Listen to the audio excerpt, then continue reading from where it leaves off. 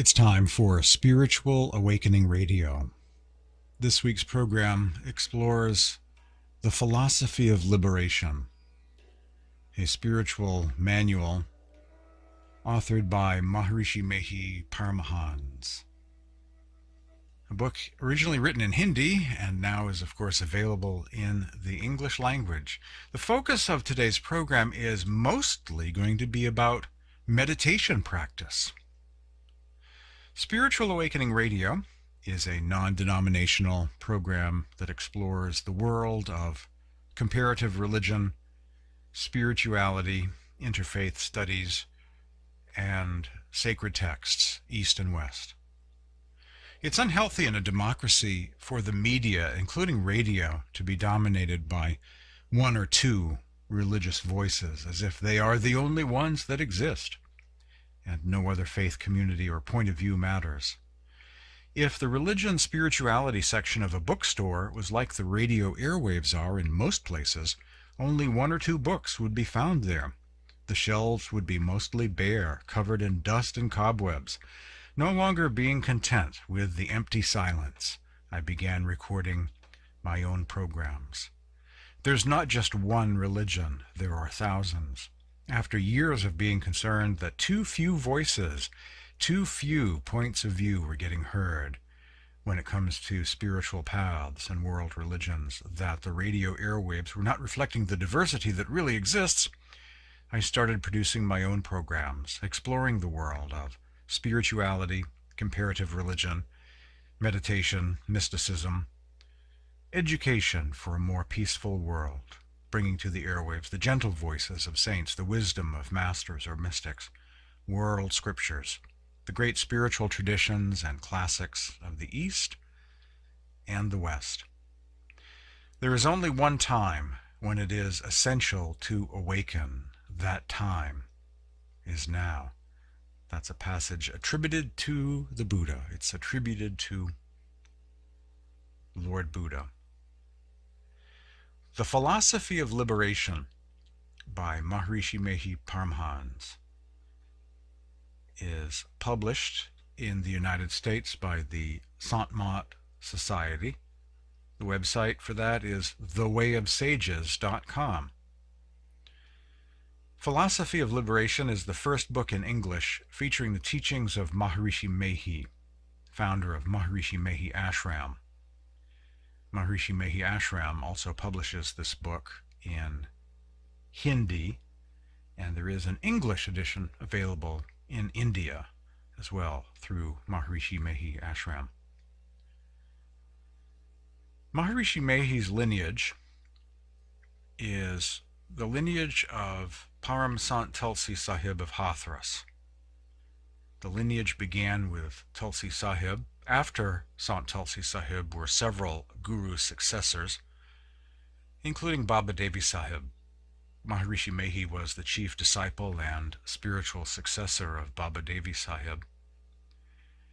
Veena Howard, who is the translator of Philosophy of Liberation in English, was initiated into meditation practice by Mehi, and tells me that more writings from this same lineage of spiritual masters will become available in the West as time goes on. Indeed, there are a couple of other books that have been translated by her. Well, she wrote a wonderful scholarly book on Gandhi, but there's also a book from the Mehi lineage called Harmony of All Religions by Swami Sant Seviji Maharaj, with chapters on Jainism, Buddhism, the Sikh tradition, Judeo-Christian tradition, and of course Hinduism, as well as Islam. That is a beautiful book. That is a wonderful book. And there is a new book called The Inward Journey of the Soul, translated by Veena Howard into English, featuring the living writings, the contemporary writings of Swami Vyasanand Ji Maharaj. That's a wonderful book on meditation practice and the teachings of the Sant tradition of India. Some new things that have never made it to the English language before are found in all of these books, actually, including the new one, The Inward Journey of the soul. The website for all of those, of course, is thewayofsages.com. The Tulsi Sahib group, founded by the great master Tulsi Sahib of Hathras, branched out in several directions after the passing of Tulsi Sahib. To this day, there is an ashram in Hathras. There is another ashram in Lucknow, and a few other ashrams near Hathras, India, presided over by various gurus. And Maharshi Mehi's branch of the Tulsi Sahib group is by far the largest, with several hundred ashrams scattered across northern India, and even a few in Nepal.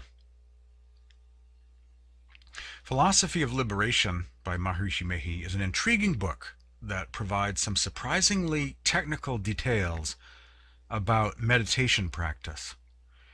Anyone interested in developing their own successful daily meditation practice will greatly benefit from the wisdom and depth of Philosophy of Liberation, as it systematically covers all aspects of the philosophy of the path and the technical details of spiritual practice rarely ever seen in print from any source outside of India.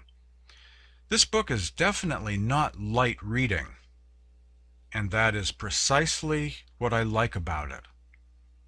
It is quite literally the manual of Sant Mat, one of the best books ever written that has appeared in the English language about Sant Mat, mysticism, spirituality, and meditation. I appreciate its complexity because, you know what, people that write Hallmark greeting card slogans that are not challenging just to get popular, I just don't have any respect for that. You know, to have a different teaching for Americans than Indians, I just can't get into that. You know, I just don't care for that let's get popular in the West kind of strategy. You know, when it comes to Hinduism or Buddhism or Sikhism or the Sant tradition, we just want the original real deal, you know, not watered down for Westerners, not in special English, just regular English, you know, as it's supposed to be, unvarnished, the same as in India. That's the way, I think, to get the authentic Buddhism, the authentic Hinduism, the authentic Sikhism, and the authentic Sant tradition of India too. You just want how it's the path as it is and how it has been for all of these millennia, from the time of the Upanishads up to the living present. Not two different spiritual paths, one for Westerners, kind of the slow lane, if you will, or special English, and then another more advanced version for those in India. We just want the advanced version, thank you very much. The pure original teachings, the faith that was once delivered to the Sants, or the saints. There are several techniques described in the Philosophy of Liberation, the specific details of which are taught to students at the time of their diksha, or initiation into the practice. 1. Developing a daily routine, the habit of meditating at the same time or times each and every day. 2. Proper posture, so that one is truly focused at the third eye center, remaining alert and awake during meditation. Slouching back in an easy chair, you feel all fogged in and fuzzy, whereas if you're sitting up straight with back straight, you know, you're focused. You can be relaxed, but you're focused. And it's a whole different manner of sitting. Posture does matter. 3.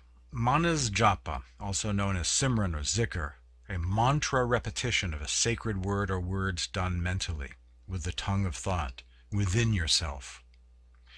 4. Manas dhyan, the technique of mentally visualizing a form of the divine or one's spiritual teacher.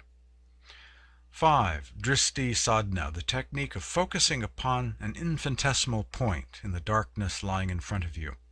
This point will eventually blossom into inner light or visions of light. One gazes into the middle of the darkness or the light one sees while in meditation. Think of the infinitesimal point as being like a laser pointer or a cursor, keeping one focused, One passes from scene to scene and vision to vision, within vision, always looking toward the center. 6. Nada sadhana, also referred to as Surat Shabd Yoga, the yoga or meditation of the inner sound current, the yoga of the audible life stream. And 7th, reaching the state of Kaivalya, oneness with the Supreme Being in the purely conscious realm. The ultimate goal of this form of meditation is to merge into the upper level of Kaivalya, the state beyond sound, referred to as the soundless, and by others in other branches of the Sant tradition in India as Anami, or the nameless soundless God without form, beyond the worlds of form, lights, and sounds. A formless state, also described with terms such as anadi, or soundlessness, and anurag sagar, the ocean of love, which is my favorite. God is the ocean of love and all consciousness. Beyond the realms of lights and sounds and forms, beyond the realms of deities, beyond the world of time, space, and thought and theology, a pure state, an ocean of souls, or the Supreme Soul.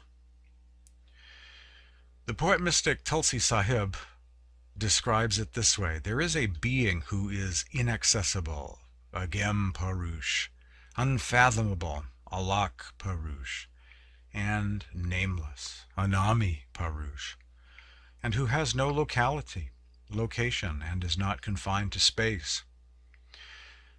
Tulsi Sahib also used Sufi language, the language of love or bhakti, to describe this timeless spiritual state of oneness as the abode of the beloved. Excerpt on meditation practice from Philosophy of Liberation by Maharshi Mehi Paramhans. A comfortable pose of sitting or posture of keeping the head, neck, and trunk straight and steady is a must for meditation. Without the ability to sit in such a steady posture for prolonged periods, meditation cannot be successfully practiced. Meditation should be practiced being alert without being drowsy, closing one's eyes comfortably without turning the eyeballs or pressing them in any way, just pausing to interject. There are some traditions of meditation where individuals do try and turn up their eyes as if they're trying to physically see their third eye with their eyes, with their left and right eyeballs, which is kind of strange to look at and kind of creates some tension on the eyeballs. Maharshi Mehi is saying here, don't bother to do that. The third eye is a spiritual eye. You don't need to physically change the location of the gaze of your physical eyes as if to see the third eye. Don't need to do that. Just be comfortable. No pressing of the eyeballs either. There are some traditions that do advocate pressing the eyeballs. And if you do that very gently, it stimulates the optic nerve, which causes a kind of flash of light, but it's cheating. It's not real mystical light. It's just, like bumping your head against a wall, or you're pressing your eyeballs, or spinning around getting dizzy. You might see stars, but they're not mystical stars. It's just the eye, it's just a physical thing. So no need to do that either. Just be comfortable. Be nice to your eyes. Be gentle. Gently with your eyes closed, staring into the darkness. No strain or stress whatsoever. Maharishi Mehi. The practice of meditation should be an essential part of the practitioner's daily routine. The preferred time of meditation is called Brahma Muhurta, very early in the morning. Brahma, God, Muhurta, hour, the hour of God, very early in the morning, 3 a.m., before the sunrise. The Sikhs call this peak spiritual time of the morning Amrit Vela, the hour of elixir. Likewise, one should meditate at mid-morning and then again in the evening time. While falling asleep, one should also engage his or her mind in a brief period of meditation. So actually 4 times a day really are advocated by the Maharshi Mehi branch of the Sant tradition. Morning, midday, in the evening, and then again as you're drifting off to sleep. Now, I have read another spiritual successor of Maharshi Mehi by the name of Sri Bhagirath Baba, describing that 4th meditation, that brief meditation just before dozing off to sleep, just before falling to sleep, as potentially having positive effects on your dreams. If you can fall asleep in meditation, although that's a bad thing generally speaking in most traditions, if at the time you are getting ready for sleep, if you meditate briefly and then drift into sleep by way of meditation, sometimes it can positively affect your sleep. Wouldn't it be great if all sleep was enlightened sleep, a higher level or spiritual sleep? That's 6 hours a night, right? Wouldn't it be nice to have that sleep time transformed into something higher, something better, something that is on a spiritual level, at least more so than otherwise, than it has been in the past? This technique is about doing that as much as possible. Just do your spiritual exercises of manas japa, or repetition of your sacred word, or manas dhyan, visualizing the divine form that is your ideal, most likely your spiritual teacher, and going to sleep that way, or contemplating inner light and hearing inner sound also, as a way to spiritualize your sleep and end the day in a spiritual way. Light and sound are within you. Just further elaborating on the meditation techniques and the whole goal of meditation. Those interested in the health benefits of the relaxation response are learning to use meditation, of course, to reduce stress. Christians searching for a deeper spirituality are finding through meditative practice a way to reconnect with their lost contemplative heritage. In recent decades, spiritual masters from Asia have introduced techniques to Westerners who have been yearning to find spiritual fulfillment. Many these days are discovering the wonders of inner space. There is much more to meditation than stress reduction. Meditation can also serve as a tool for inner exploration or enlightenment. For the mystically inclined or the Gnostic soul, meditation can even be a portal to the divine, or as the Sufi poet mystic Rumi once said, open a window to God. This inward journey, the mystery of the kingdom of God within you, has motivated millions to practice meditation for much of recorded history. Most of that history has been recorded in India, that great subcontinent, former continent drifting in the Indian Ocean that became part of Asia eons ago, known as India. Meditation is considered a doorway to the divine, a portal to the spiritual realm, a way to enter the kingdom of the heavens. Meditate each and every day. The kingdom of God within you is bigger than the universe on the outside.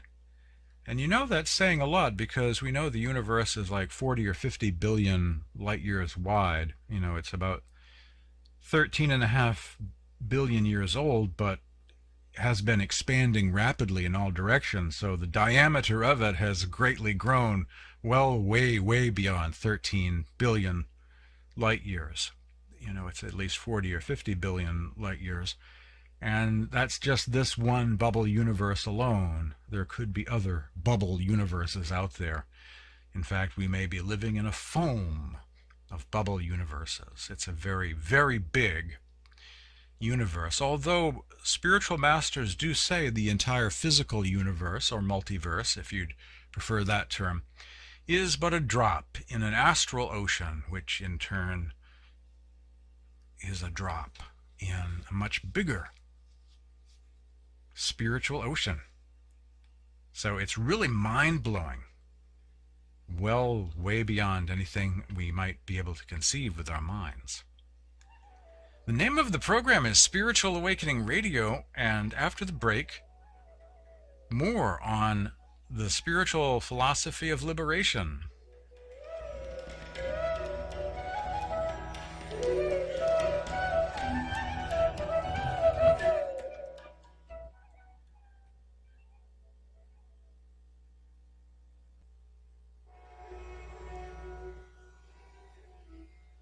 Welcome back to Spiritual Awakening Radio. My name is James Bean. My website is spiritualawakeningradio.com.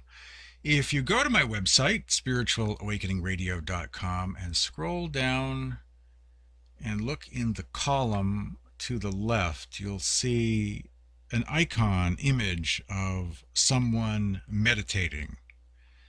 If you click on the blue meditating man, that will take you to a page where I have an introduction to the mystics of the East, the path of the masters, describing various key teachings, the 7 principles, and the 7 things I believe, the 3 levels of Satsang, a very valuable page. Just click on the blue meditating man, the Mahavira character, sitting cross-legged in meditation in the lotus position, that image on my website, and it will take you to that page, and it will describe the 5 precepts. On my introductory page about the mystics of the East, I have the 5 precepts, and I've developed those into both vegan and lacto-vegetarian versions to accommodate everyone.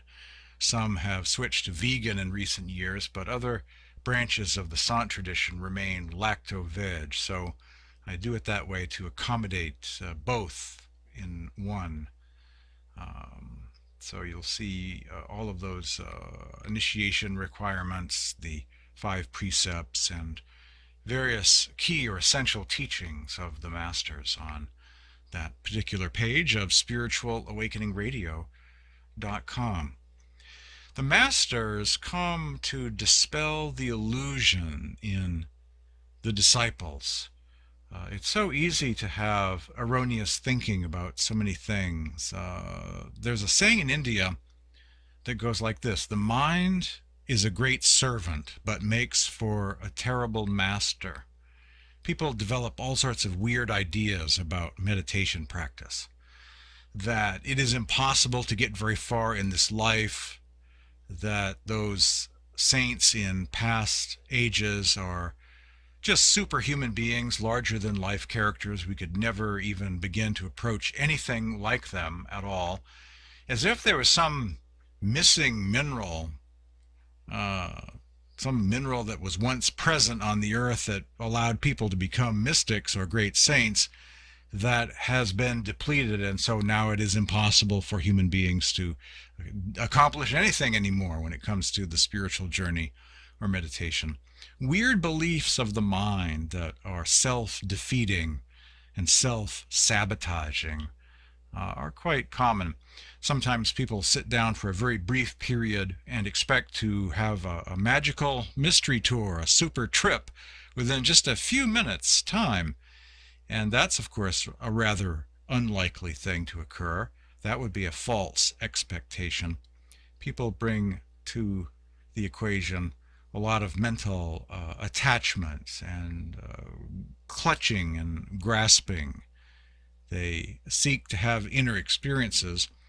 And it's really kind of a Zen thing, where if you reach or grasp or clasp trying to grab onto inner experiences, that very desire, that mental pressure or agitation or expectation gets in the way of you actually having a good meditation and having inner experiences. So the mind is a good servant but makes for a bad master. People get all sorts of weird ideas, have a lot of expectations about meditation, which interferes with the process of meditation. So living teachers are are all about trying to cast out all of the negative thoughts and weird ideas people develop that get in the way of them making spiritual progress during this life. The masters say the sun on the outside is dim compared to the sun within. There is a splendorous sun, says Maharishi Mehi, a sun that is beyond the boundary of the moon, and louder sounds, highly repetitive inside. Maharishi Mehi says, the sound like the beating of drums and the roaring of thunder are heard in this inner universe. Above Trikuti, or the three worlds, are colorless, shapeless realms, where there are only resounding sounds or divine melodies. The true spiritual seeker remains in the yoga of light, the meditation of light, and with the yoga of sound attains the highest realm. In such a shapeless or formless universe, he hears extremely sweet sounds of flute. The yoga of sound cause such wonderful experiences. On getting such a perceptive spiritual master, one knows how to do inner sound meditation. A great thing to have a teacher and to be guided out of the labyrinth of one's mind and all of the false beliefs that one way or another will lead you to a place where you feel it is impossible for me to experience anything much. That's the destination that you reach by following the dictates of the mind. It doesn't work out, I can't meditate, I'm not worthy, this is the age of materialism and it's impossible for people to be spiritual. Some erroneous belief that prevents people from going further. But if we listen not to the dictates of the mind, but to the inspiration of the living saints, the living spiritual masters, we will realize that we can go beyond these limited thoughts and make spiritual progress, go within, see the light, hear the sound, and become connected with those inner realities. And once we do, they will never leave us. What we are attached to in life, we remain attached to in realms beyond. As it says in one of the Gnostic Gospels, if we see the light during this life, we will see the light in the other place as well, in the realm beyond. We will find our way to the light. What we are attached to in this life, we will remain attached to beyond this life. Stay tuned for more Spiritual Awakening Radio after these messages.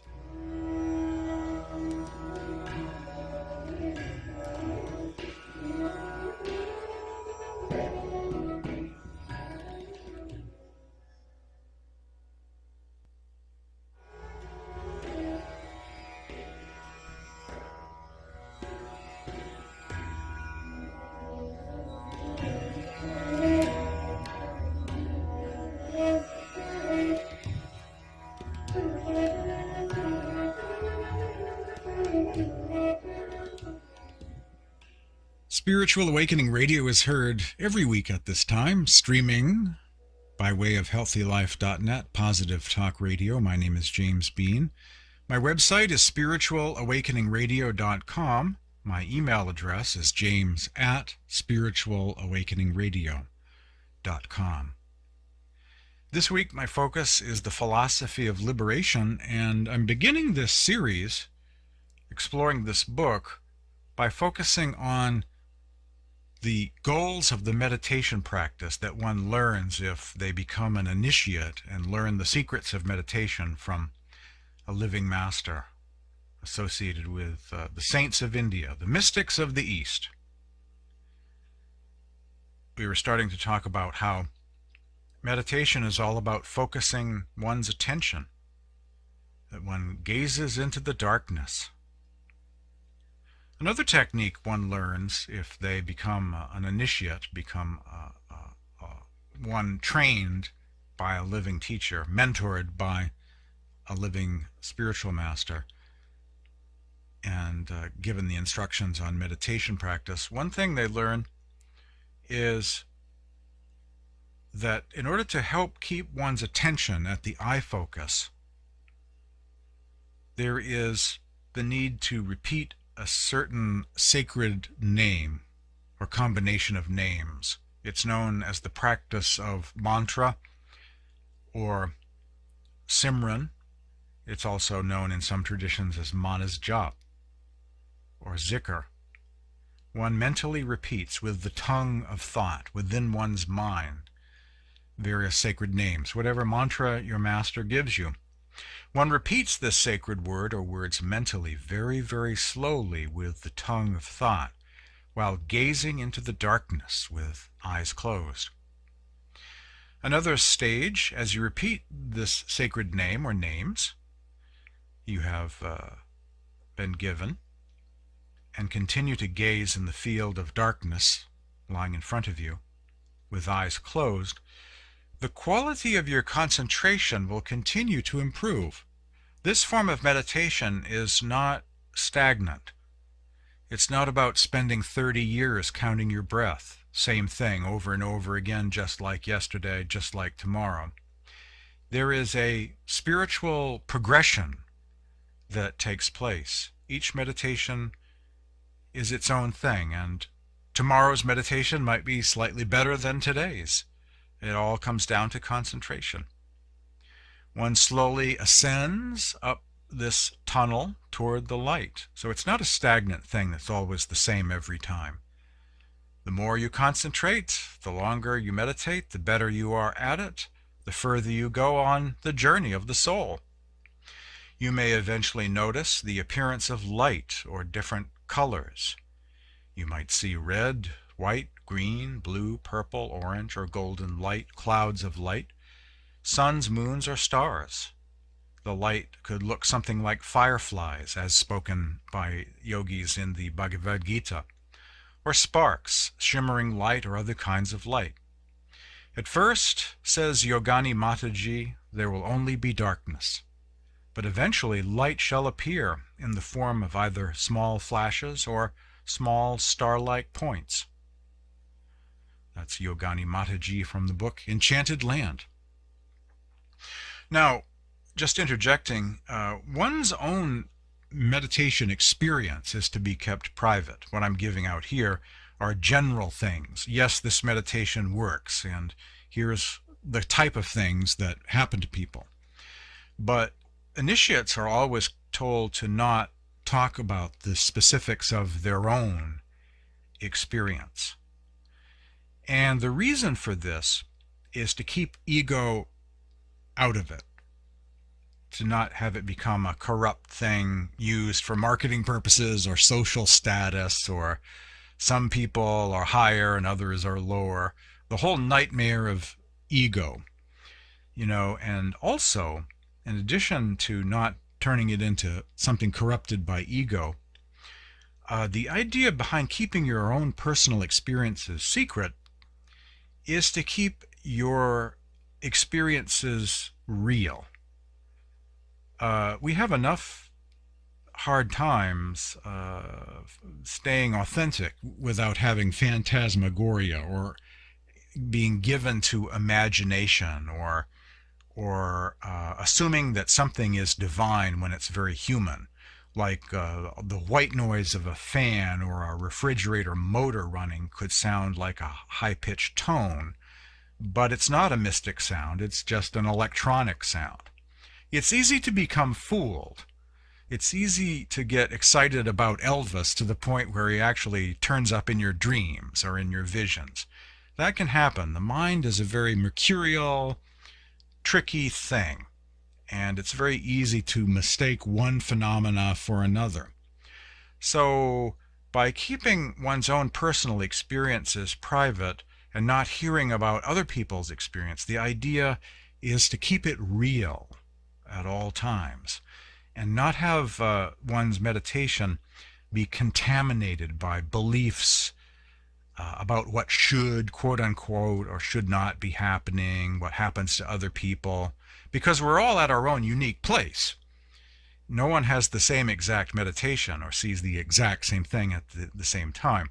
So the idea is to keep that whole strong beliefs and pressures, expectations, all of those corrupting and contaminating factors out of the experience, so that what you experience within is genuinely what's going on within, not based on beliefs and fantasies and imaginations and conjuring something up that's purely a product of the mind, which can also happen, and is not cultivated on this path. Just pure silence and darkness and whatever light may manifest. That's the only light you want to see. No carnival circus atmosphere or UFO abductee expectations about what should be going on. All of that is taken away. The atmosphere is unpolluted. Thoughts about this whole subject remain very quiet and peaceful. No contamination within is the goal behind not talking about your own personal inner experiences with others. Stay tuned for more Spiritual Awakening Radio after these messages.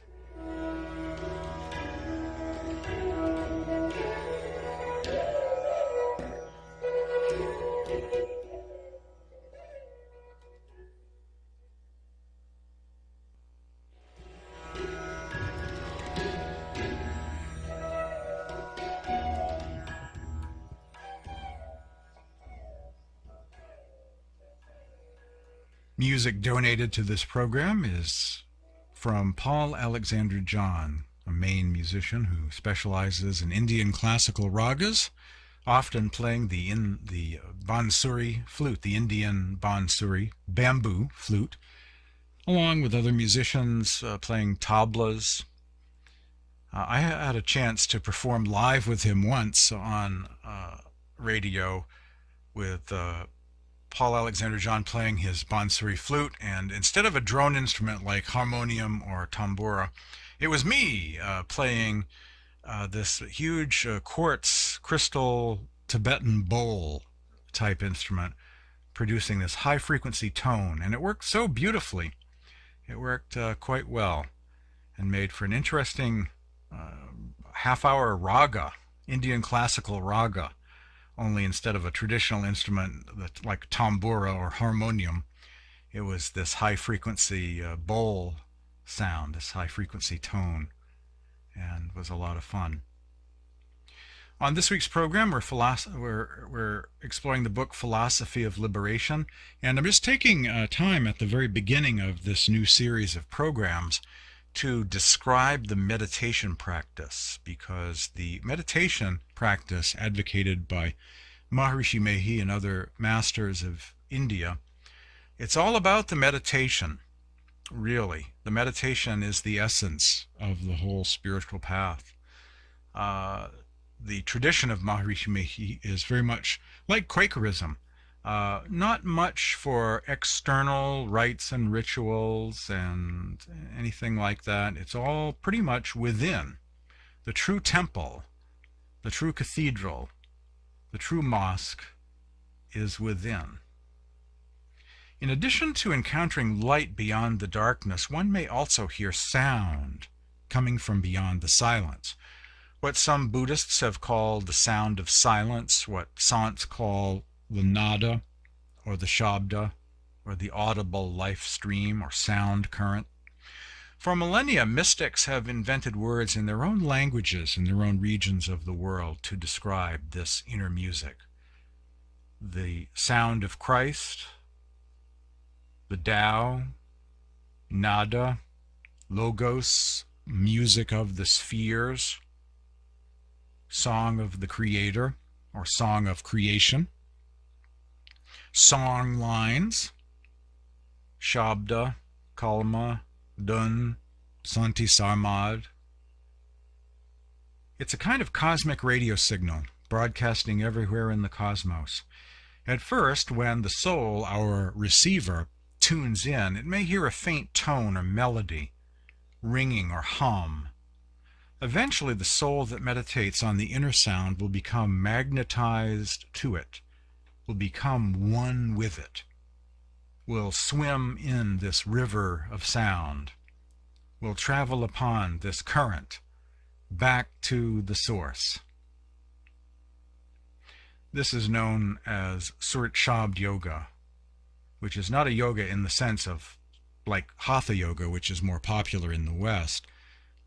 Not a yoga for the body, but yoga for the soul, with the third eye center being the launching pad, the focus. Another stage of meditation. Develop the habit, return to this place, this state of good quality meditation, again and again and again. If you meditate on a daily basis, you will make tangible progress, and the wonders of inner space will be revealed to you more and more with each passing day. It's like anything else. If you do it every day, you become fluent in it, you become better at it, you make progress. I find it very humorous when someone says, they were just initiated 10 minutes ago, and here they are tweeting on the internet about how they haven't gotten very far in their meditation and they were expecting more. Well, like everything else in life, in this world and in the next, you have to spend a little time at it in all sincerity and give it an honest and true effort. And you return again and again, and it's not about how am I doing, on a scale of 1 to 10. You never want to engage in that sort of mental gymnastics. You really don't care if you're having a good meditation or not, and that leads to the success of having a good meditation. If you're constantly taking your temperature, it's kind of the same thing as trying to grow crops, but you keep on digging up the seeds every hour to see if they've sprouted yet and if they're growing or not, and pacing back and forth looking at your watch. You'd be a very terrible farmer if you treated your seeds that way. Meditation, the same with that also. You don't care about your results, or you're not attached to the results. You're committed to showing up every day, again and again and again, and you will get results. But not because you're constantly evaluating yourself, grading yourself on a scale of 1 to 10, or judging your spiritual teacher based on what you are doing in your own experience. You just keep on showing up again and again, each and every day, and that is what leads to success. Think of meditation as being like an astronomer. In the evening you fire up your telescope and you search. You begin your exploration, and sooner or later you will make discoveries, not because you're only giving yourself 5 minutes to make a discovery, to win some sort of Nobel Prize, but you're dedicating years of your life to this exploration. And you may or you may not get a Nobel Prize, but you showed up, and that's pretty much, didn't Woody Allen say that once? 80% of life is showing up. It's certainly true. It's all about the doing it. It's all about doing the meditation, not so much talking about the meditation or thinking about the meditation or constantly taking your temperature or evaluating. You continuously show up, and day after day, more and more will be revealed as you begin your own personal exploration into the world of inner space. Thanks for joining me this week on Spiritual Awakening Radio. On next week's program, more from the book Philosophy of Liberation, as we explore the teachings and wisdom of Maharshi Mehi with various readings.